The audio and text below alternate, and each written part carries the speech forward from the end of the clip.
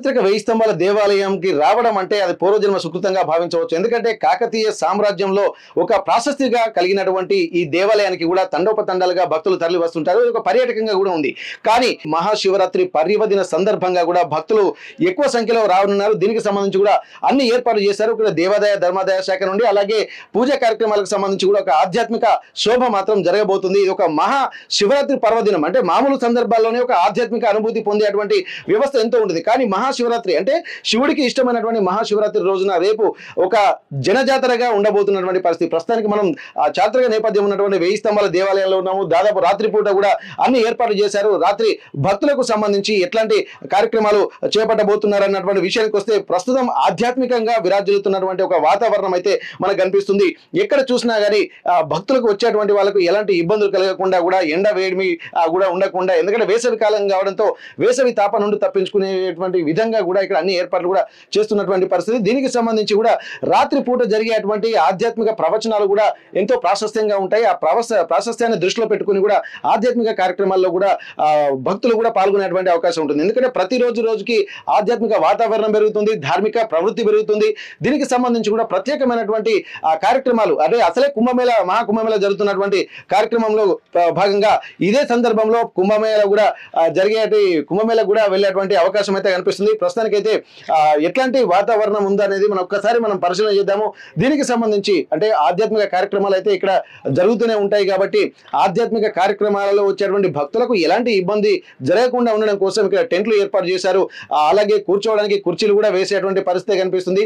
ఎందుకంటే దూర ప్రాంతాల నుంచి వచ్చేటువంటి భక్తులు కూడా ఇది ఎందుకంటే ఒక చారిత్రక నేపథ్యం ఉన్నటువంటి ప్రాంతం కావడంతో భక్తులు కూడా చాలా అద్భుతమైనటువంటి ఆధ్యాత్మిక అనుభూతి పొందడం కోసం ఇక్కడ వేచి చూస్తున్నటువంటి పరిస్థితి. దీనికి సంబంధించి కూడా అనేక ఏర్పాట్లు కూడా చేస్తున్నారు. ఎందుకంటే స్థల పురాణము అలాగే దీని యొక్క ఉన్నటువంటి స్థలానికి సంబంధించినటువంటి ప్రాశస్త్యం కూడా ఉండేటువంటి అవకాశం ఉంటుండడంతో మనం ఒక్కసారి వెయ్యి స్తంభాల దేవాలయానికి సంబంధించినటువంటి లోపల కూడా ఎట్లాంటి పూజా కైంకర్యాలు చేపడుతున్నారో మనం చూద్దాము. ఇక్కడ దాదాపు ప్రతిదీ కూడా అంటే శైవం విలసిల్లినటువంటి క్షేత్రం వరంగల్లో అంటే కాకతీయ సామ్రాజ్యంలో మొత్తం ఇక్కడ శైవాన్ని ఆరాధించేవారు, శివుణ్ణి ఆరాధించేటువంటి వాతావరణం అయితే కనిపిస్తుంది.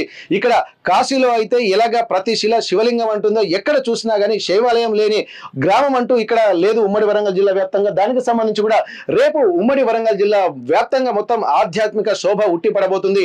అభిషేకాలు, అర్చనలు, పూజలతో పాటు ఒక ప్రత్యేకమైనటువంటి వాతావరణం నెలకొంటుంది. అంటే దాదాపు ఉమ్మడి వరంగల్ చుట్టూ దశ దిశలా ఎక్కడ చూసినా ఒక ఆధ్యాత్మిక వాతావరణంలోనే ఉండేటువంటి అవకాశం ఉండడంతో ఇక్కడ భక్తులు కూడా ఉదయం లేచిన దగ్గర నుండి షోడశోపచార పూజలు అంటే దాదాపు బ్రాహ్మీ ముహూర్తంలో లేచి స్వామివారికి అభిషేకాలు, అర్చనలు ఇంటి దగ్గర కార్యక్రమాలు చేసుకొని మళ్ళీ ఇక్కడికి వచ్చిన తర్వాత స్వామివారికి కూడా అర్చనలు చేసుకుంటారు. అంటే ఒక ప్రాశస్త్యం ఉన్నటువంటి టెంపుల్లో ఒక అర్చనలు అలాగే అభిషేకాలు చేయడం వల్ల ఎంతో ఫలితం ఉంటుందని చెప్పి అంటున్నారు. దానికి సంబంధించి కూడా భక్తులు పోటీ పడుతుంటారు. అంటే మహాశివరాత్రి రోజు ఒక్కరోజైనా వచ్చి స్వామివారిని దర్శించి అలాగే అభిషేకాలు చేయడం వల్ల ఎంతో ఒక ఆధ్యాత్మిక అనుభూతి పొందేటువంటి అవకాశం అయితే మనకు కనిపిస్తుంది. దీనికి సంబంధించి ఆలయానికి సంబంధించి కూడా ప్రత్యేకమైనటువంటి ఏర్పాట్లు అయితే చేస్తున్నారు. దాదాపు నంది మండపము మనం చూస్తున్నాము, నంది కొలువైనటువంటి ఈ ప్రాంతము ఇది దాదాపు ఒక ఉమ్మడి వరంగల్ జిల్లాలో ప్రతిదీ అంటే ఉమ్మడి వరంగల్ జిల్లాలోనే కాకుండా ఒక టెక్నాలజీ అంటే దీనికి సంబంధించి ప్రతిదీ కూడా ఎంత అద్భుతమైనటువంటి కళాకృతిగా చెక్కారంటే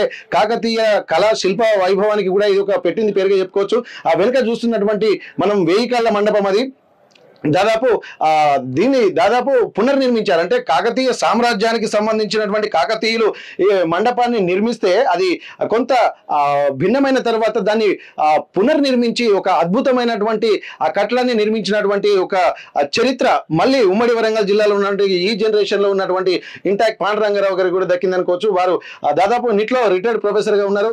దీనికి సంబంధించి కూడా ప్రత్యేకమైనటువంటి కార్యక్రమాలు చూస్తున్నాం. ఒక్కసారి మనం లోపలికి వెళ్ళి చూద్దాము ఎట్లాంటి వాతావరణం అయితే కనిపిస్తుంది. ఎందుకంటే ఈ రోజు మాత్రం మొత్తం 5 రోజుల పాటు జరిగేటువంటి పూజా కార్యక్రమాలు ఎందుకంటే ఇక్కడ శివుడికి సంబంధించిన ఉత్సవాలే కాకుండా ఇప్పుడు బ్రహ్మోత్సవాలు కూడా చేపడుతున్నట్టుగా తెలుస్తుంది. 5 రోజుల పాటు జరిగేటువంటి ఈ ఉత్సవాలకు సంబంధించి కూడా అన్ని ఏర్పాట్లు అయితే చేశారు. ప్రతిదీ ఎక్కడ చూసినా కానీ ఆధ్యాత్మికంగా మొత్తం నీకు ఎక్కడ చూసినా రాతి కట్టడమే కనిపిస్తుంది.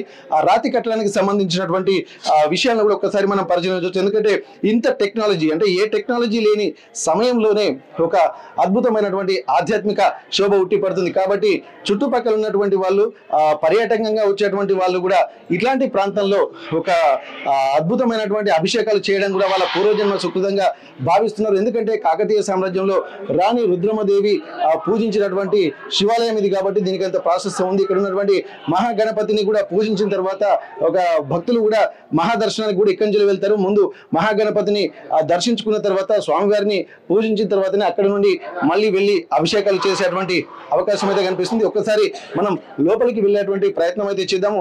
ఇక్కడ ఆధ్యాత్మికంగా కూడా దానికి జరగబోయేటువంటి కార్యక్రమాలకు సంబంధించి కూడా ఒక ప్రత్యేకమైనటువంటి వాతావరణం అయితే కనుక్కుంటుంది.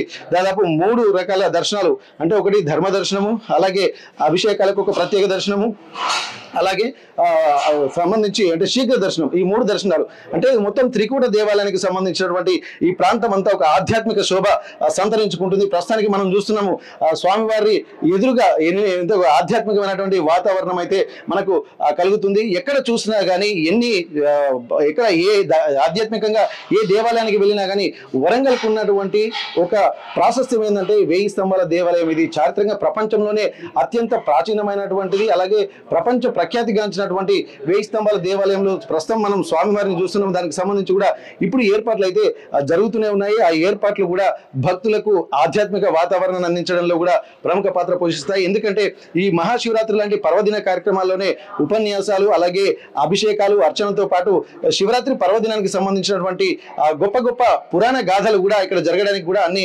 ఏర్పాట్లు అయితే చేస్తున్నారు. ఇక్కడ శివరాత్రిలో ఉపవాసాలు, అలాగే జాగరణ, ఈ ఉపవాసాలు చేసిన తర్వాత చాలా మంది భక్తులు ఇక్కడికి వచ్చి జాగరణ చేసేటువంటి కార్యక్రమంలో ఆధ్యాత్మిక వాతావరణాన్ని పంచే విధంగా శివ పురాణంతో పాటు ఈ శివునికి సంబంధించినటువంటి పురాణ గాథలు కూడా చెప్పేటువంటి పరిస్థితి కనిపిస్తుంది. మొత్తానికి 1000 స్తంభాల దేవాలయానికి సంబంధించి అలాగే ఉమ్మడి వరంగల్ జిల్లా వ్యాప్తంగా కూడా అనేక శైవ క్షేత్రాలు కూడా ఆధ్యాత్మిక శోభను సంతరించుకున్నాయి. ఇక్కడ ప్రముఖ ప్రఖ్యాత కాళేశ్వరంలో కూడా అది దాదాపు మంచి ఆధ్యాత్మిక వాతావరణం. అక్కడ కూడా ఎక్కడ లేని విధంగా అంటే కాశీ తర్వాత ఒక్కొక్క ప్రాంతానికి ఒక్కొక్క ప్రత్యేకత ఉంది. అక్కడ కూడా త్రివేణి సంగమం ఉంటుంది. ఒకవైపు మహాపుష్కరాలు కూడా జరుగుతున్నటువంటి సమయంలో కాళేశ్వరానికి సంబంధించింది కూడా ఒక ప్రత్యేక అక్కడ త్రివేణి సంగమం కూడా అక్కడే ఉండడంతో ఇక్కడ ఆధ్యాత్మిక వాతావరణం కూడా కాళేశ్వరంలో అన్ని ఏర్పాట్లు చేశారు. అలాగే 1000 స్తంభాల దేవాలయంతో పాటు ఇక్కడ పక్కనే ఉన్నటువంటి ప్రముఖ సిద్ధేశ్వర ఆలయంలో కూడా ఎక్కువగా కార్యక్రమాలు కూడా చేపడుతున్నారు. దీంతో పాటు ఇటు పాలకుర్తి సోమనాథుని ఆలయము, అలాగే కొమరవెల్లి మల్లన్న స్వామి దేవాలయము, అలాగే సిద్ధేశ్వర స్వామి దేవాలయం, ఈ అన్ని ఆలయాలకు సంబంధించి కూడా ప్రత్యేక పూజలు జరుగుతున్నాయి. ఒక ఆధ్యాత్మిక వాతావరణము, అలాగే కని విని ఎరుగని రీతిలో యువత కూడా భక్తి వైపు ఆధ్యాత్మిక మార్గం వైపు వెళ్తున్నటువంటి నేపథ్యంలో సందడిగా మారేటువంటి అవకాశం ఉంటుంది. ఒక ఆధ్యాత్మిక వాతావరణం శివరాత్రి పర్వదినం సందర్భంగా మొత్తం ప్రతి దగ్గర ప్రతి శైవ క్షేత్రంలో కూడా అభిషేకాలు, అర్చనలతో ఒక ఆధ్యాత్మిక వాతావరణం హోరెత్తబోతున్నటువంటి పరిస్థితి. పర్వదినం సందర్భంగా ఉమ్మడి వరంగల్ జిల్లాలో శైవ క్షేత్రాలన్నీ గిటగిటలాడుతున్నాయి. ఇప్పటికీ దీనికి సంబంధించి కూడా ఇప్పటికే శోభాయమానంగా వెలుగొందుతున్నటువంటి పరిస్థితి. ఎందుకంటే శైవం విలసిల్లిన క్షేత్రంగా ఉమ్మడి వరంగల్ జిల్లా ప్రాంతాలన్నీ ఒక ఆధ్యాత్మిక శోభను సంతరించుకుంటున్నటువంటి పరిస్థితి. దీనికి సంబంధించి ప్రస్తుతం 1000 స్తంభాల దేవాలయం అంటే చారిత్రక నేపథ్యం ఉన్నటువంటి దేవాలయం, ఇటు ఆధ్యాత్మికంగా గానే ఆధ్యాత్మికంతో పాటు పర్యాటకులకు కూడా ఎంతో ప్రాశస్త్యంగా నిలుస్తున్నటువంటి 1000 స్తంభాల దేవాలయంలో మనం ఉన్నాము. మహాశివరాత్రి పర్వదినం సందర్భంగా ఎట్లాంటి పూజా కైంకర్యాలు ఉదయం నుండే జరగబోతున్నాయి, దీనికి సంబంధించి ఏర్పాట్లకు సంబంధించి ప్రస్తుతం మనం ఆలయంలో ఉన్నాము. ప్రతిదీ అంటే దాదాపు రేపు జరగబోయేటువంటి క్రతువులు, అలాగే పూజా కార్యక్రమాలు ఏ విధంగా చేయాలో, ఆధ్యాత్మిక కార్యక్రమాల వాతావరణం ఉండాలంటే ఎట్లాంటి ఏర్పాట్లు చేయాలన్న దాని మీద కూడా పూర్తి ఏర్పాట్లు కూడా నిన్నటి నుండే మొదలయ్యాయి. మహాశివరాత్రి పర్వదినం సందర్భాన్ని పురస్కరించుకుని ఎట్లాంటి పూజా కార్యక్రమాలు రాబోతున్నాయి, ఎందుకంటే వేలాది మందిగా భక్తులు తరలి వస్తున్నటువంటి నేపథ్యంలో వాళ్ళందరికీ దృష్టిలో పెట్టుకుని ఏర్పాట్లు కూడా పూర్తి చేయాలి. స్వామివారి దర్శనానికి సంబంధించి కూడా ప్రత్యేక ఏర్పాట్లు కూడా ఉండబోతున్నాయి. దీనికి సంబంధించి ప్రస్తుతం ఆలయ ప్రధాన పూజారి మణికంఠ గారు మనతో ఉన్నారు. ఒక్కసారి గంగు మణికంఠ గారు, స్వామి నమస్తే. నమస్తే. ఒక చారిత్రక నేపథ్యం ఉన్నటువంటి దేవాలయాన్ని దర్శించుకోవాలని చెప్పి ఇక్కడ నగరవాసులే కాకుండా చుట్టుపక్కల ప్రాంతాల వారందరూ కూడా వచ్చి ఇక్కడ స్వామివారి దర్శించుకునేటువంటి అవకాశం ఉంటుంది. జరగబోయేటువంటి పూజా కైంకర్యాలు ఎలా ఉండబోతున్నాయి? స్వామిం సర్వజగన్నాథ యావత్ పూజావసారకం తావత్వం ప్రీతిభావేన లింగేస్మిన్ సన్నిధిం కురు.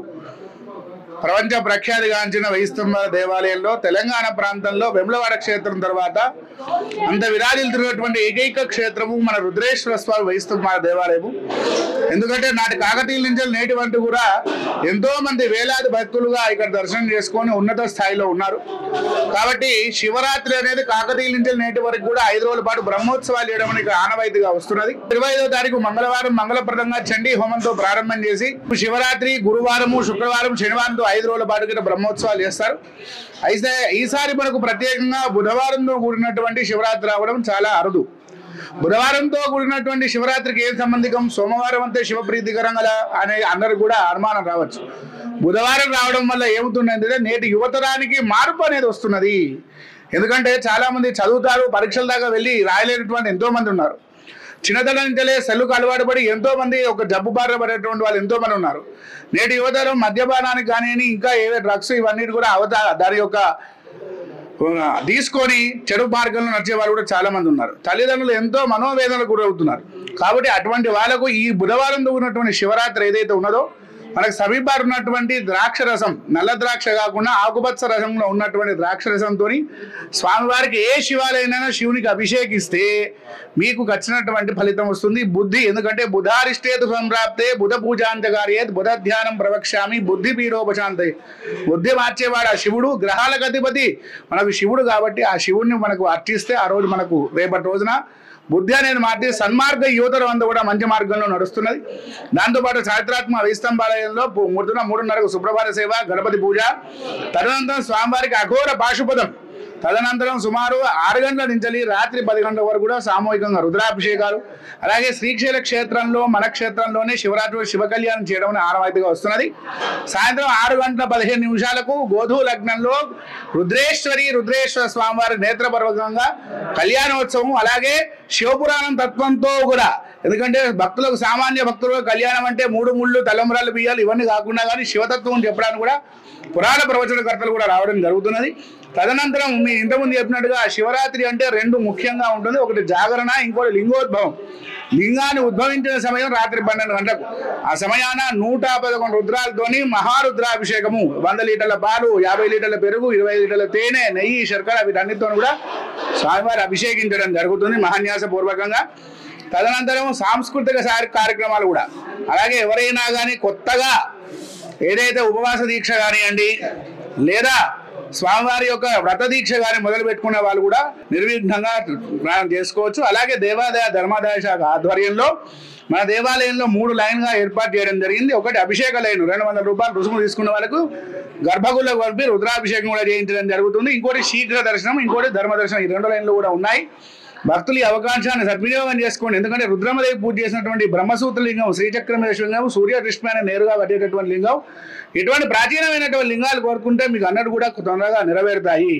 కాబట్టి మీరు అందరూ కూడా మహాశివరాత్రి పర్వదానికి స్వామివారు ఆయన నెత్తి మీద చెంబ నీళ్లు పోసుకోవడానికి ఆయన సిద్ధమైనాడు. మీ అందరూ కూడా మీ ఇంట్లో దీపాలను చేసి బయలుదేరి రావాలని మనస్ఫూర్తిగా ఆశిస్తున్నాం. ఓకే, ఇప్పుడు స్వామివారి దగ్గరికి వచ్చేటువంటి వాళ్ళు కూడా కొంత వస్త్రధారణలో కూడా చాలా మార్పులు చేరుకుంటాయి. ఎందుకంటే మీరు ఎంత యువతకు సంబంధించినటువంటి విషయాలు కూడా చాలా అద్భుతంగా చెప్పారు. అట్లాంటప్పుడు వచ్చేటువంటి యువత స్వామివారిని దర్శించుకోవాలన్నా ప్లస్ వచ్చేటువంటి భక్తులు కూడా ఎట్లాంటి ఆధ్యాత్మిక ప్రవృత్తితో ఉంటే బాగుంటుంది? దీనికి సంబంధించి శివాలయంలోకి వెళ్ళాలంటే ఖచ్చితంగా ఇప్పుడు అభిషేకం చేయాలన్నప్పుడు కొన్ని ప్రత్యేక నియమాలు ఉంటాయి. దానికి సంబంధించి చెప్పండి. రుద్రం అర్చయేత్. ప్రతి దేవుని మనం చూడగలుగుతాం లేదా నమస్కారం చేయగలుగుతాం, మనస్ఫూర్తిగా మనము అర్పించగలుగుతాం. కానీ కేవలం ముట్టుకునేవాడు ఒక శివుడే. అటువంటి అవకాశం ఇచ్చిన శివునికి మనం నిష్ఠ మడితో ఆచరిస్తే రెట్టింపు ఫలితం ఉంటుంది. ఏదైతే పురుషులు ఉంటారో చొక్కా పనిని తీసేసి అవసరం ఉంటే లుంగి కట్టుకొని లేదా త్రిపురుండ్ర ధరించి చెంబడి నీళ్ళు పోస్తే వాళ్ళకు మంచి మార్గం జరుగుతుంది. అలాగే మహిళలు ఉన్నారనుకోండి, సక్రమైనటువంటి బట్టలు ప్యాంట్ షర్ట్లు కాకుండా లంగావణిలుగా వేసుకొని జిడా అనేది విరబోసుకోకుండా దగ్గర కట్టుకొని గాజులు వేసుకొని తిలకం ధరించి అమ్మవారి స్వరూపంగా వారు వచ్చి స్వామివారికి అర్చిస్తే స్వామివారు కూడా సంతోషపడతారు.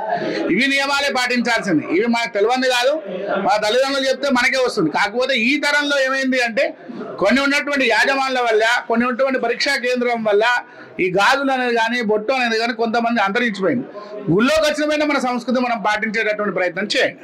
ధన్యవాదాలు స్వామి. ఇక్కడ ఏంటంటే పూర్తిగా ఒక కాకతీయ రాణి రుద్రమదేవి ఇక్కడ వచ్చి పూజలు చేసినటువంటి ప్రాంతం కాబట్టి ఖచ్చితంగా ఒక స్థల పురాణం ఉన్నటువంటి ప్రాంతం, శైవులు ఎక్కువగా ఉన్నటువంటి ప్రాంతం కాకతీయ సామ్రాజ్యం కాబట్టి ఒక మంచి ఆధ్యాత్మిక వాతావరణము ఎంతో అద్భుత శోభాయమానంగా విరాజిల్లుతున్నటువంటి పరిస్థితి. దీనికి సంబంధించి కూడా ఇప్పటికే అన్ని ఏర్పాట్లు కూడా పూర్తి చేసినటువంటి నేపథ్యంలో భక్తులు ఇక్కడ శివుడు రెడీగా ఉన్న అభిషేకం చేసుకోవడానికి, కానీ భక్తులు మాత్రం ఒక ఆధ్యాత్మిక ప్రవృత్తిలో వచ్చి శివుడికి అభిషేకం చేసి బుధవారం తోటి కూడుకున్నటువంటి శివరాత్రి వస్తుంది కాబట్టి యువతకు కూడా కొంత బుద్ధి ప్రసాదించాలన్నా, సన్మార్గంలో ప్రసాదించాలన్నా, కొద్దిగా ఉన్నటువంటి మానసిక చిత్తవృత్తులు సరిగా ఉండాలన్నా కానీ రేపు రాబోయేటువంటి శివరాత్రి పర్వదినం చాలా ప్రాశస్త్యం అని చెప్పి అంటున్నారు. దీనికి సంబంధించి కూడా సంసిద్ధత వ్యక్తం చేసుకున్నటువంటి పరిస్థితి ఉంటే బాగుంటేది.